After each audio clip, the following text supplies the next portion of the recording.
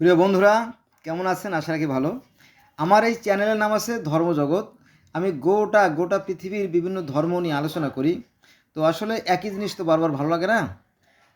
আমার স্বরচিত একটা গান আমি এবার গাইব। আপনারা আশা রাখি শুনবেন না। এটাও সেই সাম্যের গান। গাই সাম্যের গান, মানুষে মানুষে নাহি ভেদাভেদ সকলই সমান, তাই না? তো আসলে আহ, সৃষ্টিকর্তা যিনি, তিনি শক্তিরূপে সর্বত্র বিরাজমান। তিনি আমার ভিতরেও আছেন, তিনি বাইরেও আছেন, হ্যাঁ, আমার কাছেও আছেন, দূরেও আছেন, সব তিনি অসীম। তাই তাকে আমরা উপলব্ধি করতে পারি না। তবে যারা জ্ঞানী, যারা বুদ্ধিমান, তারা সেই সৃষ্টিকর্তার উপস্থিতি উপলব্ধি বুঝতে পারে, শুধুমাত্র জ্ঞানীরা। তবে সেখানে যেতে হবে। যেমন সৃষ্টিকর্তা আপনার ভিতরে আছে, আমার ভিতরে আছে, ঘুমন্ত অবস্থায় আছে, তাকে জাগ্রত করতে হবে। জাগ্রত করার কৌশল সবাই জানে না। যারা জানে না তারা দুর্ভাগা। ঠিক আছে, এটা কি? তো এটা আমার কথা না, এটা হচ্ছে মনীষীদের কথা, যে যা আছে এই বিশ্ব ব্রহ্মাণ্ডে তা আছে এই দেহ ভাণ্ডে। আপনি যদি আপনার এই দেহকে বিশ্লেষণ করেন, অর্থাৎ অ্যানালাইসিস করেন, তাহলে দেখবেন যে প্রকৃতির যা আছে সমস্ত উপাদান এই দেহের ভিতরে আছে। সেই কথা নিয়ে একটা গান, চলেন শুরু করি, তাই না? যা আছে তোর দেহ ভাণ্ডে, তারও এসে বিশ্ব ভাণ্ডে, খোঁজ না করিলি নির্বোধ এ কি করিলি। যা আছে তোর দেহ ভাণ্ডে, তারও এসে বিশ্ব ভাণ্ডে, খোঁজ না করিলি নির্বোধ এ কি করিলি। আগুন পানি মাটি বাতাস যা আছে তোর দেহে, সব কিছু মিশে রয়েছে, দেখ না একটু চেয়ে। আগুন পানি মাটি বাতাস যা আছে তোর দেহে, সব কিছু মিশে রয়েছে, দেখ না একটু চেয়ে। আমাদের এই শরীর নিয়ে একটু চিন্তা করা উচিত, গবেষণা করা উচিত, যে আমরা এই যে আমাদের যে দেহ বেড়ে ওঠে, আমরা এই মাটির বুকে, অর্থাৎ মায়ের বুকে মাটি চিরে, মাটি গজিয়ে ফুঁড়ে, মাটি ফুঁড়ে যে শস্য কণাগুলো জন্ম নেয়, সেটা খেয়েই আমাদের এই দেহকে পুষ্ট করি, ক্ষয়রোধ করি। হ্যাঁ, কিন্তু এটা আমরা বুঝতে পারি না। সাধারণ মানুষ বুঝতে পারে না। তো প্রকৃতির উপাদানে গড়া এই দেহ মাটির সাথে মিশে যাবে, কিন্তু প্রাণ বায়ুরূপ আত্মা যেটা, সেটা আবার আত্মার জগতে চলে যাবে। সেই জগৎটা কোথায় আমরা জানি না। হ্যাঁ, কারণ মানুষ যদি মারাই যেত তাহলে তার বিচার হতো কি, তাই না? বিচার হবে কোথায়, তাই না? মানুষ মারা যায় না, তার আত্মা হয়তো ইলিনে অথবা সিজিনে কোথাও না কোথাও চলে যায়। হ্যাঁ, যেটা সৃষ্টিকর্তা ভালো জানেন, আমাদের এই ক্ষুদ্র জ্ঞান দ্বারা আমরা তাকে বুঝতে পারি না। ঠিক আছে। আর যদি মানুষ মারাই যেত, সব যদি বিলীন হয়ে যেত, তাহলে শক্তির নিত্যতা মিথ্যে হয়ে যেত। কারণ শক্তির নিত্যতা সূত্রে বলা হয় যে সৃষ্টির কোনো নাই আর কি, শক্তির কোনো বিলীন নাই, শক্তির আছে শুধু পরিবর্তন।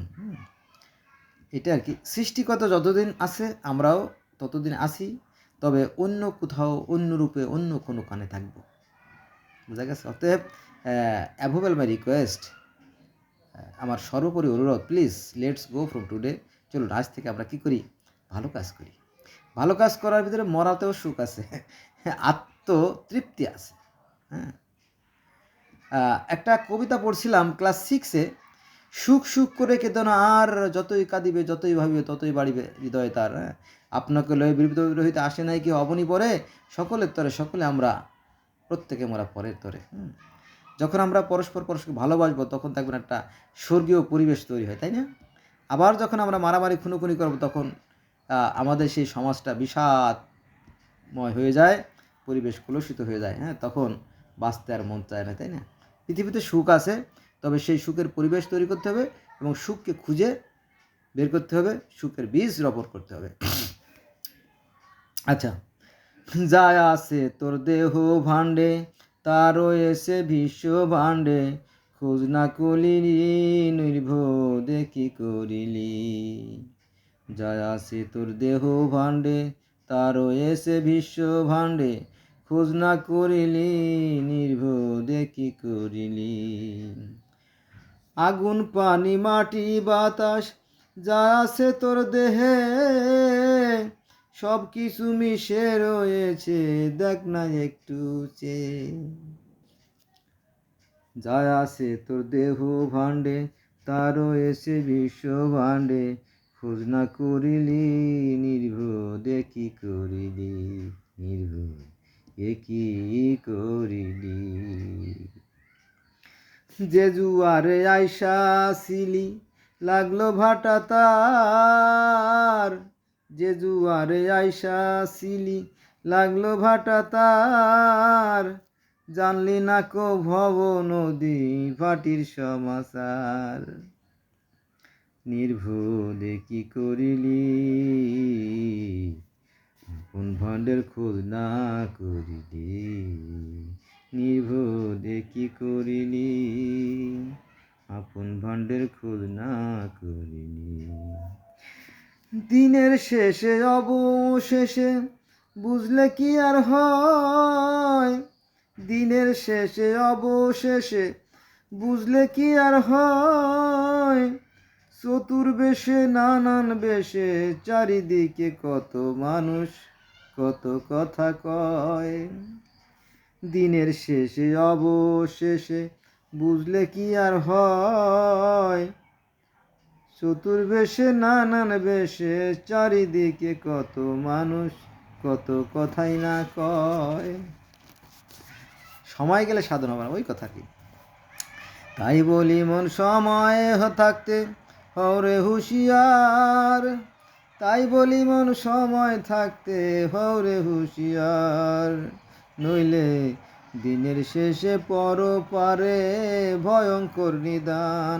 পরপার বলতে সেই কিয়ামতের ময়দানে। আমরা মুসলমানরা বলি কিয়ামতের পুলসিরাতের পথ, ইহুদিরা বলে পুলসিরাতের পথ, খ্রিস্টানরা বলে পুলসিরাতের পথ, হিন্দুরা বলে সিংবৎসাকো, আর পার্সি ধর্মের দলষ্টরা বলে হিন্দুরা বলে বৈতরণী, আর পার্সিদের বলে সিংবৎসাকো। এই একই, ওই সেই পুলসিরাতের সেই পথ বা শেষের দিনের যে যে কাঠগড়া, যে বিচারালয় পার হতে হবে, সেখানের জন্য ভালো কাজ করা দরকার, পুঁজি দরকার। সেই কথাই এক একজন মহামনীষী একইভাবে বলে গেছেন, যদিও গানটা আমারই লেখা আর কি, সেই কথা। তাই বলি মন সময় থাকতে হরে হুঁশিয়ার, নইলে শেষের দিনে পরপারে ভয়ঙ্কর নিদান, মন্দে ভয়ঙ্কর নিদান, নির্বোধ এ কি করিলি, যা আছে তার দেহ ভাণ্ডে খোঁজ না করিলি। বন্ধুরা একটু বলি না, গান তো শেষই হয়ে গেল।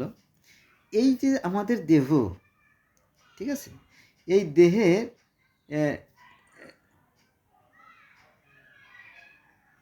4/3 পানি আমাদের দেহের। যারা মেডিকেল সায়েন্সের লোক, যারা ডাক্তার বা যারা এই ধর্ম এই নিয়ে এই বডি নিয়ে রিসার্চ করে, তাদেরকে জিজ্ঞেস করে দেখবেন যে এই 4/3 পানি, অর্থাৎ 75% পানি আমাদের শরীরে। আবার পৃথিবীতেও কিন্তু 75% পানি। মজার ব্যাপার না? 4/3 পানি। সেটা হচ্ছে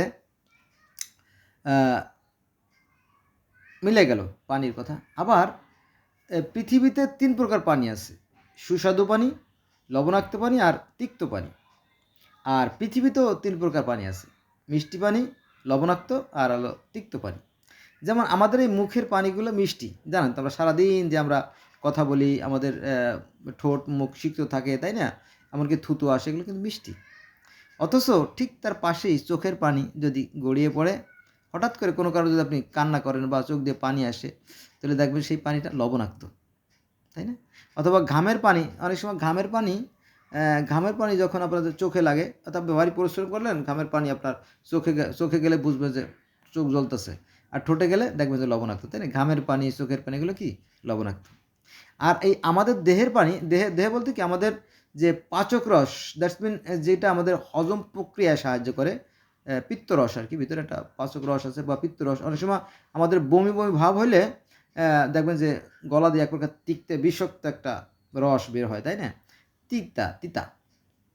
তো 3 প্রকার পানি আমাদের দেহে আছে: মিষ্টি পানি, মুখের পানি মিষ্টি, ঘামের পানি লবণাক্ত, আর পাচক রসটা যেটা হজম প্রক্রিয়ায় সাহায্য করে, সেটা তিক্ত। ঠিক পৃথিবীতেও 3 প্রকার পানি আছে, যেমন নদী, নালা, খাল, বিল, হাওর, বাওর, জলাশয়, ডুবা, পুকুর, নালা নর্দমা ইত্যাদিতে যে সমস্ত পানি আছে আশেপাশে, সেটা পানির মিষ্টি, যেটা আমরা ব্যবহার করি নিত্য প্রয়োজনীয় কাজে। তো আর সাগরের পানি লবণাক্ত, আর সাগরের মনে করেন সাগর আর মিষ্টি পানির মাঝামাঝি ওই জায়গায় একটু হালকা লবণাক্ত পানি, তাই না? আর সাগরের গভীর এক প্রকার পানি আছে তিক্ত, যেখানে পৃথিবী থেকে ময়লা টয়লা গেলে সেখানে একদম ময়লাগুলো ভ্যানিশ হয়ে যায়, নইলে এই ময়লাগুলো কিন্তু সহজে নষ্ট হতো না, সেই এতই তিক্ত। এই ৩ প্রকার পানি, তাই না? আবার পৃথিবীতে যে বাতাস ঘূর্ণয়মান, পৃথিবীতে বাতাস ঘুরে না, পৃথিবীতে বাতাস ঘুরে, মানে এক জায়গা সূর্যের তাপ বেশি পড়লে সে জায়গার বাতাসটা ঘনত্ব বেড়ে যায়, বাতাস ছুটতে থাকে।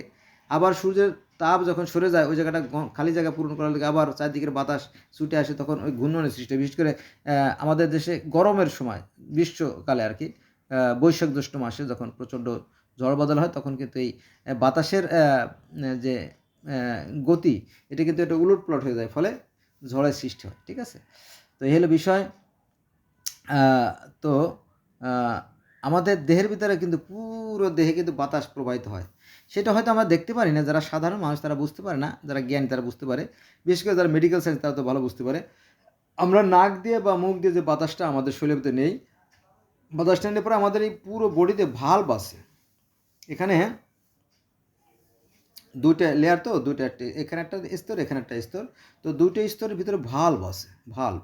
ওই ভাল্বের মধ্যে প্রথমে বাতাসটা ঢুকে, বাতাসটা ঢোকার পরে সেটা আবার কয়েকটা লেয়ার ভেদ হয়। মনে করেন যে এই লেয়ারটা ভেদ হওয়ার আগে কিছু ছাঁকনি আছে, যেমন আমাদের নাকে বা মুখে যে কফ, থুতু, লালা যেটা আর কি আমরা বলি, বা কাশি, এই কাশিটা কিন্তু ওই ময়লাগুলো ধরে, ময়লাগুলো ধরে অনেক সময় আমরা কফের মাধ্যমে ফেলে দেয়, আবার অনেক সময় ওই ময়লাগুলো ক্রমাগত ওই সিস্টেম আছে, সেটা হচ্ছে আমাদের পাকস্থলিতে চলে যায়, পাকস্থলিতে চলে যায়, পরে পায়খানার সাথে বের হয়ে যায়। হ্যাঁ, তো এই ময়লাগুলো, আর যেগুলো আছে মিহি মিহি, খুবই ক্ষুদ্র সূক্ষ্ম, সেটা আবার ওইটা আবার ওই সেলের ধরে ধরে ওটা আবার সাপ্লাই দেয়। যখন এই সাপ্লাইয়ের পরিমাণ বেশি হয়ে যায়, অর্থাৎ ধুলা ময়লা বেশি ঢুকে, তখন কিন্তু কফ কাশি হয়, এবং আমাদের ওই যে কাশি হয়, ঠান্ডা লাগে, সর্দি লাগে, বা হাঁপানি হয়, শ্বাসকষ্ট হয়। ঠিক আছে, ওই ময়লার কারণে, ধুলাবালির কারণে। এজন্য কাশিওয়ালা লোকদেরকে একটু পরিষ্কার পরিচ্ছন্ন জায়গায় রাখতে হয়, মাস্ক ব্যবহার করতে হয়, ধুলাবালিওয়ালা জায়গায় মাস্ক ব্যবহার করতে হয়, তাহলে ময়লার পরিমাণ শরীরের ভিতরে কম ঢোকে, তাই না? এই আর কি বিষয়। তো এই বাতাসটা তো ফুসফুসের মধ্যে গেল, এবং কয়েকটা লেয়ার, 4-5টা লেয়ার পরিষ্কার মানে সেকে, পরে যে সূক্ষ্ম যে বাতাসটা অর্থাৎ অক্সিজেনটা, সেটা আমাদের রক্তের সাথে মিশে যায়, এবং রক্তের সাথে মিশে গেলে সেটা আমাদের পুরো বডি, হ্যাঁ, পুরো শরীরের যত অঙ্গ প্রত্যঙ্গ আছে, কোষ, প্রত্যেকটা কোষে আবার সেই অক্সিজেনটা কি চলে যায়, আপ টু বটম, অর্থাৎ মাথার তালু থেকে শুরু করে পায়ের পাতা পর্যন্ত অঙ্গ প্রত্যঙ্গ সব জায়গায় এই বাতাসটা কি এসে যায়। ঠিক আছে, তাই না? তো ওই আর কি বিষয়টা কি। তারপরে এই যে মনে করেন যে আমাদের শরীরে কারেন্ট আছে, ইলেকট্রিসিটি আছে, বাল্বও জ্বালানো যায়। তারপরে আমাদের শরীরের গোল্ড আছে, তাই না? তারপরে আপনার এই যে লৌহ, আমাদের রক্তের ভিতরে লৌহ কণিকা, শ্বেতকণিকা, অনুচক্রিকা, pus cell, lithium cell, white blood cell, red cell, কত কি উপাদান, মানে এগুলো কিন্তু এই মাটিরই অংশ বিশেষ। এটা বিশেষ প্রক্রিয়ার মাধ্যমে, গাছের মাধ্যমে, খাদ্যের মাধ্যমে শরীরে প্রবেশ করে, আবার এই দেহ পৌঁছে আবার মাটির সাথে মিশে যায়। যদি এর ভিন্ন কিছু দিয়ে তৈরি হতো, তাহলে আর মাটির সাথে মিশতো না। ঠিক আছে, এটা কি জন্য এই দেহটা মাটির তৈরি, আবার এর মধ্যে পানিও আছে, পাতার সাথে সব কিছু সমন্বয় আছে। ঠিক আছে, এটা কি। তো হলো বিষয়, পৃথিবীতে যে 800 কোটি প্লাস মানুষ আছে, 800 কোটি প্লাস, 800 কোটি এর অধিক মানুষ আছে। তো প্রত্যেকটা মানুষের কিন্তু ওই একই উপাদানে গঠিত। পৃথিবীর প্রত্যেকটা মানুষের রক্ত লাল, প্রত্যেকটা মানুষ অক্সিজেন গ্রহণ করে, সেই হিসেবে আমরা একই মানুষ, আমাদের একটাই ধর্ম। আর তা হচ্ছে যে পৃথিবীর প্রত্যেকটা মানুষ মাথা দিয়ে চিন্তা করে, চোখ দিয়ে দেখে, নাক দিয়ে ঘ্রাণ নেয়, মুখ দিয়ে কথা বলে, দাঁত দিয়ে চিবিয়ে, হাত দিয়ে ধরে। আমি এই কথাটা সবসময় বলি, বিরক্ত হবে না প্লিজ। হ্যাঁ, যা সত্য সেটা বলতে হবে, তাই না? এটা কি। তো আমরা আসলে একই স্রষ্টার সৃষ্টি, আমরা একই আদমের সন্তান, কোরআনে আছে কিন্তু এই একই কথা বলে, কিন্তু এই ধর্মগুরুরা এই ধর্ম উল্টোপাল্টা ব্যাখ্যা করে মানুষের মধ্যে বিভেদ সৃষ্টি করে, সাড়ে সর্বনাশ করে, এবং এই ধর্মের কারণে পৃথিবীর সবচেয়ে বেশি রক্তারক্ত হয়েছে। তাই আমি আমার ধর্ম, এই চ্যানেলের নাম দিছি ধর্মজগৎ।